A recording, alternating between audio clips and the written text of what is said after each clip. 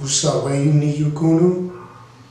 I want to shift the conversation a little bit from stuff that we normally talk about here, and I want to bring this topic up about the Antillean Confederation.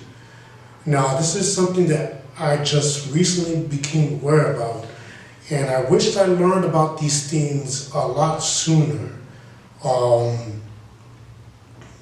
Just to make a point, for example, when I was in school, you know, sometimes things was a little hard because, you know, as a Dominican, a young Dominican, you know, some people would make statements like, oh, you're an immigrant. And hearing things like that and not being aware of my own history and how, you know, my history would play a part with the Spanish Caribbean, you know, maybe knowing about that, I would have a larger sense of pride, not only for myself, country, and also more of a stronger sense of purpose. And growing up in the States, you feel like it's a distance because, you know, when we growing up here, we learn more about American history than our own, especially when the dominant language spoken is English and you're not speaking your native Spanish language. So I think, in my opinion, focusing a little bit more on these things will balance knowing about the Taíno, because it will give us, you know, a stronger foundation, and that's what we want to have. And also,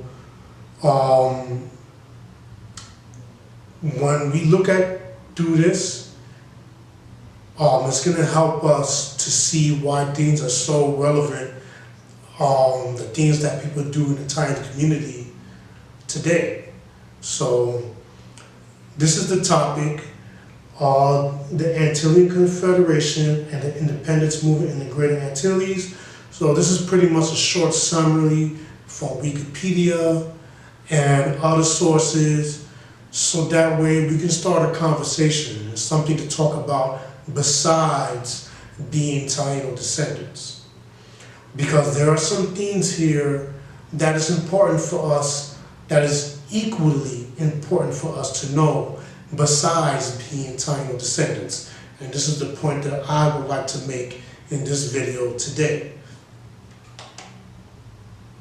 So one of the first few things that I want to point out, there was a lot of times when we get into discussions in social media, especially Facebook, when the topic of the flags come up, you know, some of our people look at the flags as part of colonialism. When we look into our own history in this period, we're going to see that it has nothing to do with colonialism. It has something to do with independence and revolutions. That's what these flags symbolize. The Puerto Rican flag, the Cuban flag, the Dominican flag, and most importantly, the largest flag, because that's the flag that was supposed to represent the idea of the Spanish-speaking islands, Cuba, the Dominican Republic, and Puerto Rico, together as a political unit. This was the idea. People like Jose Martí, Durate, and Betances expressed an idea of a democracy. We know that our islands have a complex history, and we're not going to get into that, but we're going to get into the idea how much these things were important to the people of those times. And they will pave the way for us today. So this is what I want to get into. I hope you look at this with an open mind, and I hope that this also encourages you to learn about this, not just about being Taíno. So let's get this discussion started. So the idea of an Antillean Confederation is started around the 1860s During this time, the Dominican Republic already gained its independence from Haiti and was beginning to go to the Dominican Restoration War, where they were fighting off again Spain. And also during this time, Puerto Rico and Cuba was still a Spanish colony. So I'm going to read off a few things. I'm not going to read off everything. This goes into different areas, but you're going to see a lot of things here. As I said in the opening, that's going to be important. So let's first start off with Ramon Emeterio Betances. Okay, so he was one of the important guys when it came to this movement. It was the idea of Ramon Emeterio Betances about the need for natives of the Spanish Caribbean to unite into a regional entity. Okay, so as I stated before, the Dominican Republic already gained its independence, but but Cuba and Puerto Rico, they were still a colony under Spain. Ramon Emeterio Betances, right, he was a Boricua who was an advocate for independence, and he was also a medical doctor. He was the man behind the Grito de Laudes, or the Scream of Laudes revolution, and is also considered the father of the Puerto Rican independence movement. The main idea behind the Antillean Confederation was to subsequently end European colonialism in the Americas. And this was the point that I found interesting, that Puerto Plata was an important meeting place for these people to come together and to have these conversations.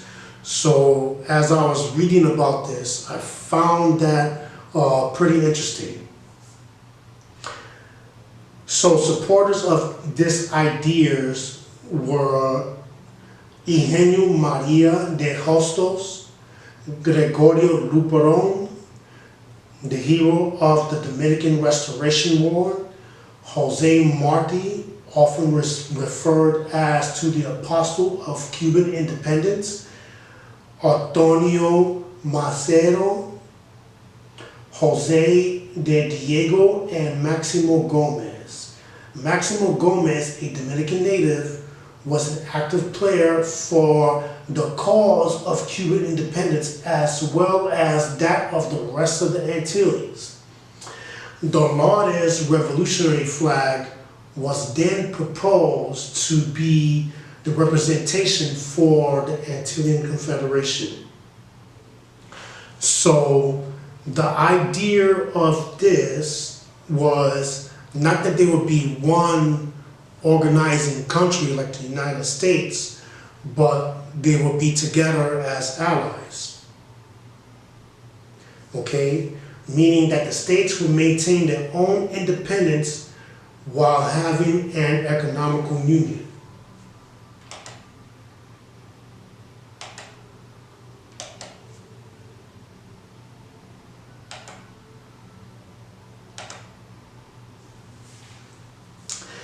The Dominican and Haitian struggles between nationalists and annexationists were fundamental in the foregoing project.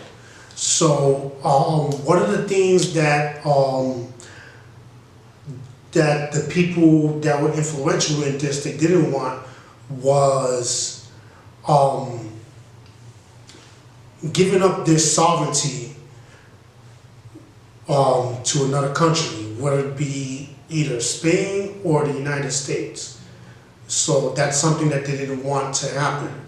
So that's why they thought about these ideas as far as becoming independent. Some of them had different opinions in regards to Haiti, as we will learn later that you know, they had different views in regards to Haiti, because as you know, on the island of Hispaniola or Quisqueya, there's an ongoing ethnic conflict between Haitians and Dominicans, which is a complex discussion to get into. You have to understand both sides, and normally the conversations are pro-Haitian rather than look at it from both sides of the fence, which that itself is another discussion.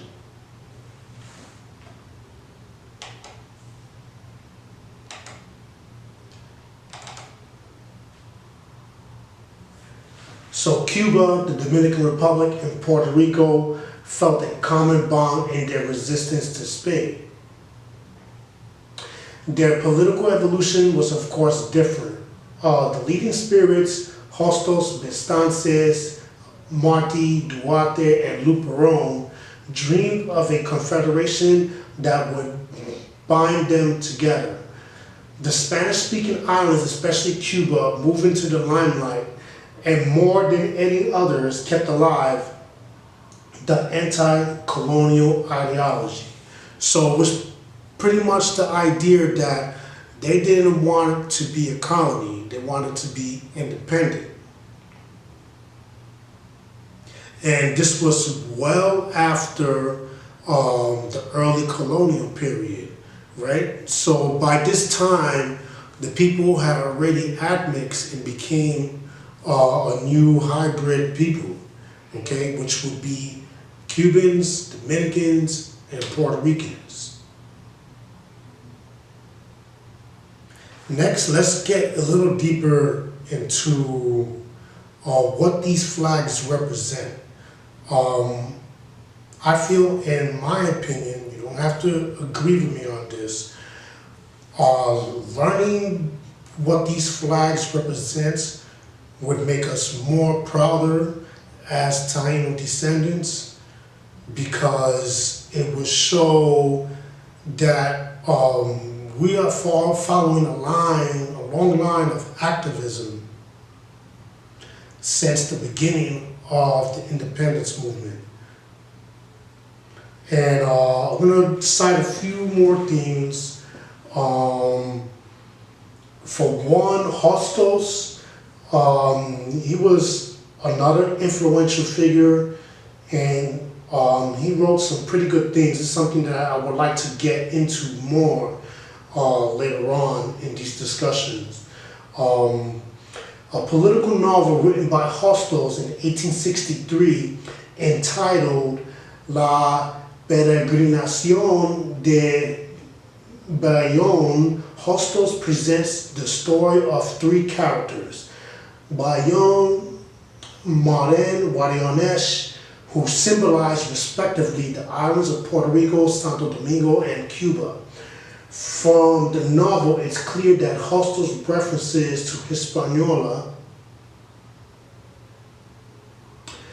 the first Spanish colony in the Americas. Genetic analysis links Cubans, Dominicans, and Puerto Ricans as the native descendants. So we can see influence based on generic inheritance of these important historical figures to our history, which is not talked about enough, as they were advocates for independence of the Spanish-speaking Caribbean and the Greater Antilles. The novel written by Hostos is a journey undertaken by Bayonne. And forgive me that I'm not pronouncing this specifically, because Spanish wasn't my first language. But it's something that I'm trying to improve along with learning the language with you guys. The main problem presented in this story is therefore that of the colony with its obvious causes and consequences. Happy, my friend, are those who know the value of suffering, desire to prove that there is a better fortune than what man is seeking. Now, this was written by Hostos. The Antilles can only be independent states. The Antilles must necessarily unite in a federation, the union of the three great Antilles, an allegory with a historical background. So the first flag that's important in this is the Laudes flag.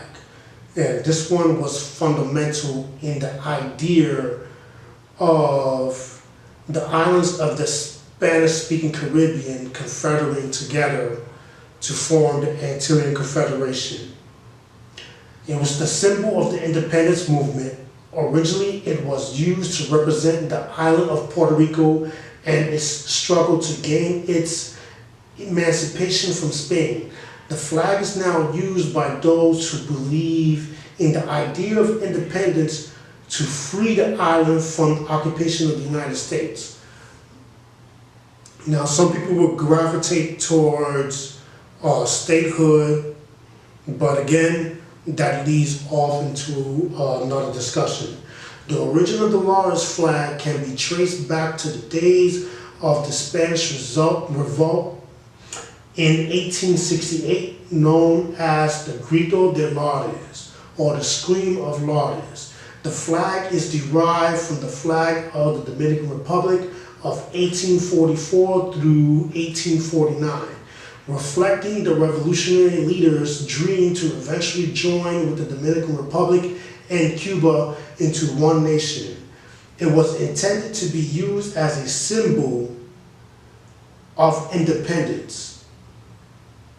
The flag was designed by Ramon Emeterio Betances, and the flag was sewn by Mariana Brazo de Oro Bercetes.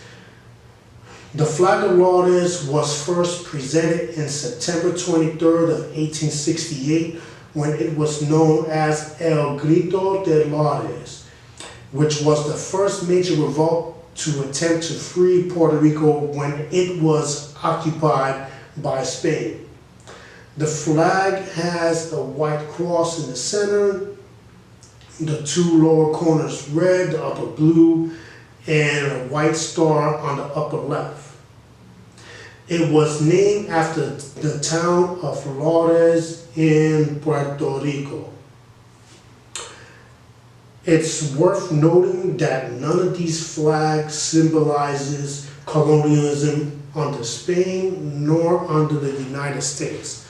And this is something that we have to keep in mind, because these flags were created by our own people to symbolize freedom and revolution.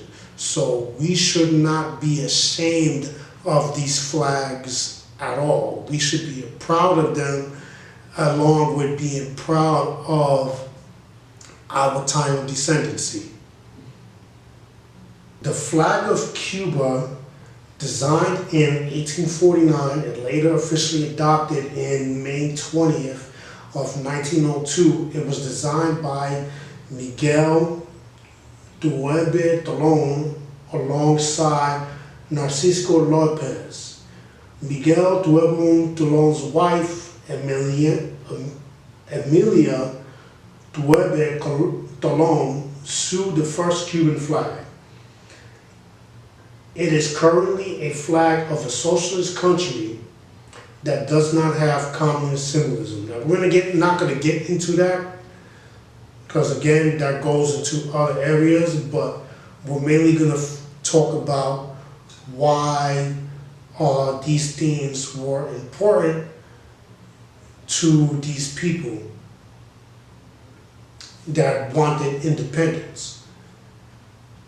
And we shouldn't knock down these flags, because again, these flags were created by our people. So we should be just as proud of this as just as being proud of our Taíno heritage. So this is the point that I want to make in the video.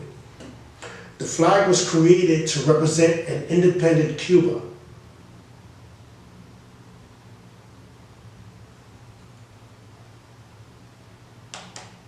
Next is the flag of the Dominican Republic. The idea was by the founding father, Juan Pablo Durate, and adopted in 1844 when the Dominican Republic became independent from Haiti.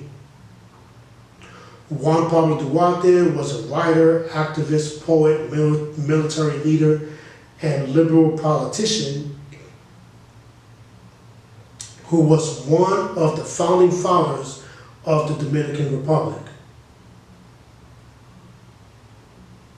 It has a cross in the center, the blue representing liberty, the white salvation, and red for the blood of heroes who fought for independence. The current flag with the coat of arms was adopted in November 6 of 1863. The success of the independence movement led to a constitution for the country which established the official flag of the Dominican Republic in November 6 of 1844.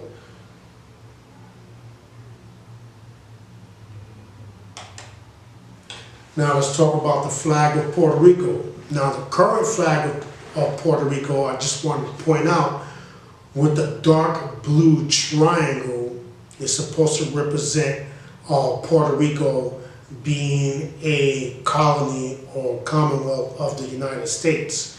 The original flag that was created by our people, our relatives, had a light blue triangle. That was the flag that they created to represent freedom, independence, and revolution. Later on, it went through an evolution after the Spanish-American War, where the U.S. would later become an influence. So let's go into the flag of Puerto Rico. In 1895, after the flag of Laudes, the current design was molded after the Cuban flag. It was adopted by 59 Puerto Rican exile of the Cuban Revolutionary Committee. The new flag was consisted of 5 equal horizontal bands of red and alternating with white, a sky blue triangle with a white star. It was first flown in Puerto Rico on March 24th, 1897, during the Antillean revolt. The use and display of the Puerto Rican flag was also outlawed from 1898 to 1952. This is around the time where the United States gained influence of Puerto Rico after Spain had lost Puerto Rico to the United States. The current flag of Puerto Rico, adopted in 1952, has a dark blue triangle. The flag was attributed by various Boricuas who were members of the Revolutionary Committee in New York. Now, we're going to see how important this is going to be. The flag was often used in political assemblies of the pro-independence Liberal Party of Puerto Rico and in defiance by Puerto Rican Nationalist Party. During the Spanish-American War of 1898, Spain had relinquished Puerto Rico to the United States. After the annexation, the Puerto Rican flag became outlawed for some time, made to suppress the pro-independence movement of the Puerto Rican parties.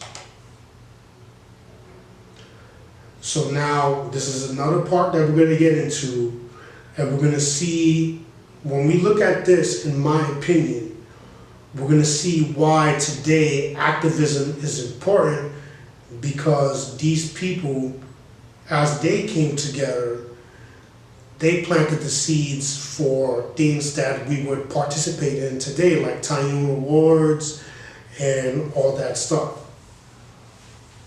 The Revolutionary Committee of Puerto Rico was founded by various Boricua exiles such as Juan Ruiz Rivera, Ramon Emeterio Betances, Jose Francisco Basora, living at the time in Santo Domingo in the Dominican Republic. Founded in January 8th of 1867, composed of Boricuas and Quisqueyano patriots. The goal of the committee was to create a united effort of Cuban and Boricuas to win independence from Spain. Now, this was before the United States had gained Puerto Rico. December 8th of 1895, the committee was established in New York, where many gathered. This group promoted the ideal independence from Spain.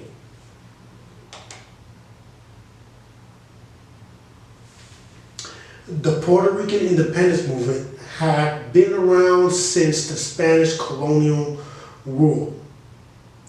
It refers to the initiatives by the inhabitants throughout the history of Puerto Rico to obtain its full political independence for the island. Okay, so we're not going to go into all of this. We're just going to leave enough so that you guys could look into it yourselves.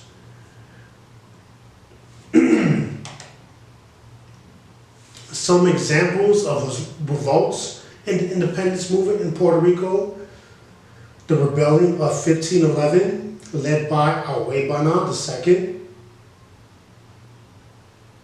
the Lares uprisings of 1868, the Yaco uprising of 1897, the massacre of Rio Piedras in 1935, the massacre of Ponce in 1937, the violent protests during the 1930s and 40s, the gag law prohibiting the owning or display of the Puerto Rican flag, the nationalist revolts of the 1950s, including the Jayuya Utuado and the San Juan nationalist uprising. Another piece that's important to this is the black and white Puerto Rican flag. And when we compare this with the other events in our history, we're gonna become aware that this thing didn't just happen recently. This is something that is ongoing. So let's discuss this a little bit. The black and white Puerto Rican flag, it's a continuation for the call of independence, this time from the United States. Now again, I would say there's a division between this, but that's for another discussion. We're just discussing enough of this to start a conversation. It emerged in 2016 as 4 women part of an anonymous artist collective that came to be known as La Puerta. The reason behind this was days prior, then President Barack Obama had signed into law the Puerto Rico Oversight, Management, and Economic Stability Act. So this came out as an act of protest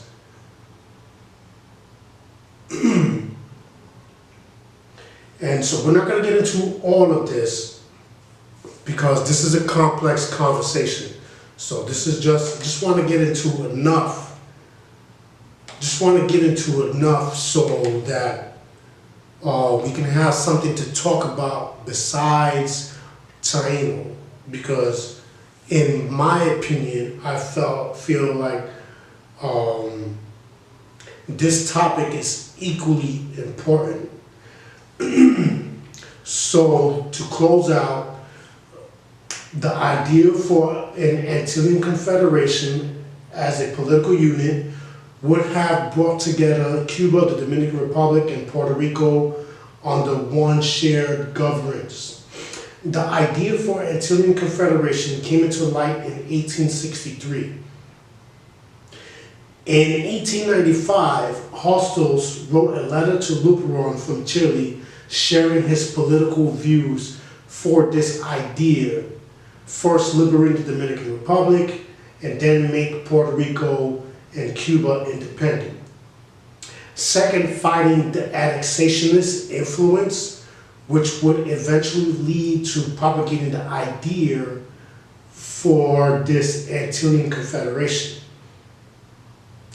Betances, in his later years after his banishment from his native island, would devote the remainder of his productive years to advancing the cause of independence in Cuba and Puerto Rico, as well as fighting annexationalism in Haiti and the Dominican Republic. While Puerto Rico was still at the time a colony under Spain, Betances was one of those condemning the invasion of Spanish troops, resulting in his banishment from the island. During the 1870s, the two countries in the island Hispaniola had governments with annexationalist leanings, and Betances was instrumental in getting the nationalist factions on both sides of the border to collaborate a mounting joint offense. Jose Martí articulated his vision of the three as the three Antilles that together are to be saved or together are to perish. And I felt this was pretty interesting that he wrote, which I emphasize in my own words: Antillean by birth, Antillean by glory, and Antillean by aspiration. So it's this history that brings us together in activism, while the genetics, it links us together as distant relatives. So this is pretty much my take for today. I would like to build more conversations based on this as a foundation and get into other topics when it comes to this, just keeping it very simple, not complicated, not come out with exaggerated claims, just to get conversations going with other areas that are just as important as being a Taíno descendant. Because these things aren't spoken about enough. So this is pretty much my conversation for today.